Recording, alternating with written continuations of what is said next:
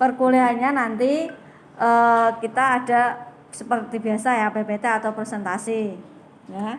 Jadi nanti dibagi, ada strategi pembelajaran inquiry, ada strategi pembelajaran PAIKEM dan lain sebagainya ya. Nanti kita bagi, tapi nggak sekarang baginya ya. Jadi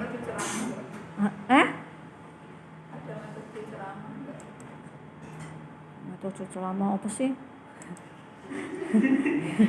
Ya, metode itu masuk di strategi ya.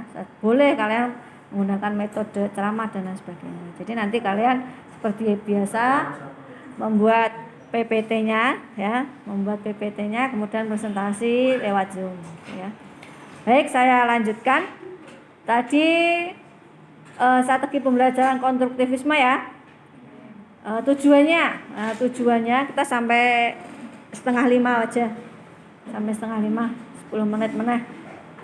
Jadi tujuan strategi pembelajaran konstruktivisme itu yang pertama adalah membantu peserta didik ya dalam memahami isi dari materi pembelajaran. Ya, jelas. Kemudian mengasah kemampuan peserta didik untuk selalu bertanya dan mencari solusi atas pertanyaannya. Jadi strategi pembelajaran konstruktivisme itu adalah strategi pembelajaran yang aktif. Jadi pusatnya di siswa. Ya.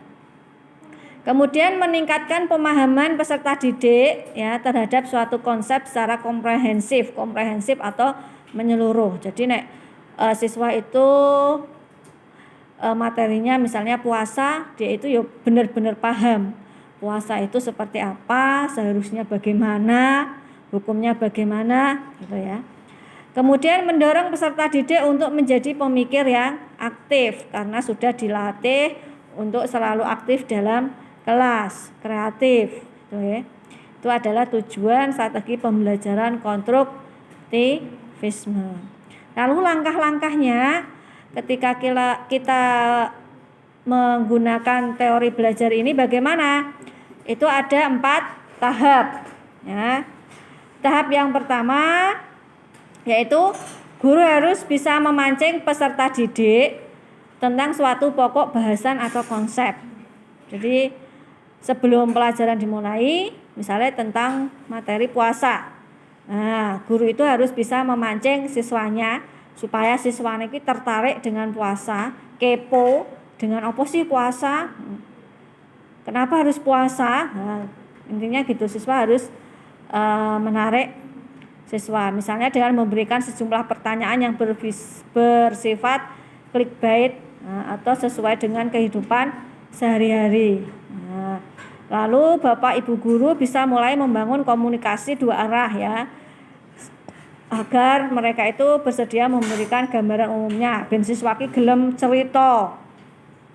Puasa itu di rumahmu bagaimana? Nah, kan ada komunikasi 2 arah dengan peserta didiknya. Oh Bu, puasa itu di tempatku seperti ini. Kalau sahur ini seperti ini. Nanti kalau berbuka ngabuburit dan lain sebagainya. Jadi siswaku iso memberikan gambaran umum kegiatan atau saat dia itu berpuasa itu seperti apa. Nah, itu tahap pertama. Kemudian tahap kedua, pada tahap ini Bapak Ibu guru itu meminta peserta didik ya untuk mencari solusi ya atau menyelidiki konsep yang telah dipaparkan di tahap pertama. Oh, kalau sahur kenapa harus seperti ini? Niatnya seperti ini, harus banyak makan ini, kenapa? Nah, siswa disuruh mencari, menyelidiki. Kenapa sih kok sahur harus banyak minum cairan supaya tidak dehidrasi? Nah, misalnya seperti itu. Jadi kegiatan itu bisa diisi dengan membaca buku atau mencari referensi dari berbagai sumber atau mengorganisasi ilmu-ilmu yang relevan. Dengan demikian mereka itu bisa memenuhi rasa ingin tahunya sendiri secara mandiri. Jadi opo-opo ora kabeh ditekokke karo buku rune. Nah, jadi ono pertanyaan dia bisa mencari jawabannya sendiri. Dalam hal ini peran guru itu hanya sebagai fasilitator. Nah, jadi ora kabeh tertumpu pada guru. Kemudian tahap ketiga itu berisi kegiatan lanjutan ya. Dari hasil penyelidikan dan eksplorasi di tahap kedua, kalau siswanya sudah membaca buku, mencari referensi, pada tahap ketiga ini peserta didik diberikan waktu untuk apa? Memaparkan tentang konsep yang dirumuskan berdasarkan pengetahuan yang telah diperolehnya. Oh, siswa itu tadi sudah melalui tahap kedua, membaca buku, mencari referensi. Tahap ketiga, siswa memaparkan, oh Bu, saya sudah baca bukunya Pak Tohari seperti ini. Dia menjelaskan kalau sahur dan puasa seperti ini. Nah, itu dipaparkan. Nah, setelah siswa memaparkan, guru memberi penguatan berdasarkan keilmuan yang guru miliki. Itu tahap ketiga. Kemudian di tahap keempat, untuk mengoptimalkan ketiga tahap sebelumnya, guru bisa mengkondisikan suasana belajar di kelas dan penuh wibawa. Dengan demikian guru bisa mendorong peserta didik untuk menerapkan pemahaman konseptual yang telah diperolehnya di kehidupan sehari-hari.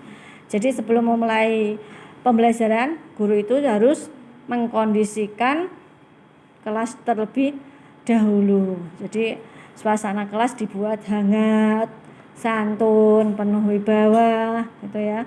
Orang meden-medeni dan lain sebagainya. Itu adalah tahap keempat dalam menerapkan teori belajar konstruktivisme. Jadi pengetahuan dibangun sendiri oleh murid atau siswa. Keunggulannya apa?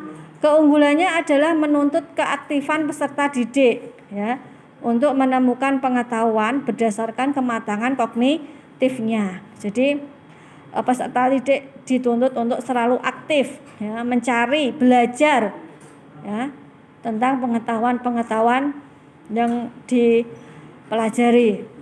Kemudian teori belajar ini fokus pada kesuksesan peserta didik terhadap sesuatu yang telah ditugaskan. Kalau sudah ada tugas, jadi keberhasilannya diukur dari tugas yang dikerjakan.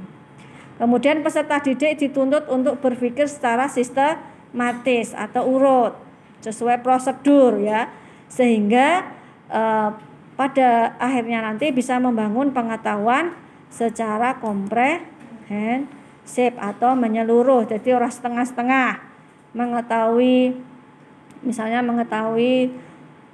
carane gawe bubur, kuwi yang ngerti tenanan, ora setengah-setengah. Gawe bubur ki dikek uyah ora to? Gawe bubur kek uyah ora? Sedikit. Ben asin gitu. Jadi itu tadi, ya. Jadi memiliki pengetahuan secara komprehensif atau menyeluruh. Kalau sholat ki watuk ping 3 ki batal ora to? Nah, itu hal-hal kecil. Tapi harus diketahui supaya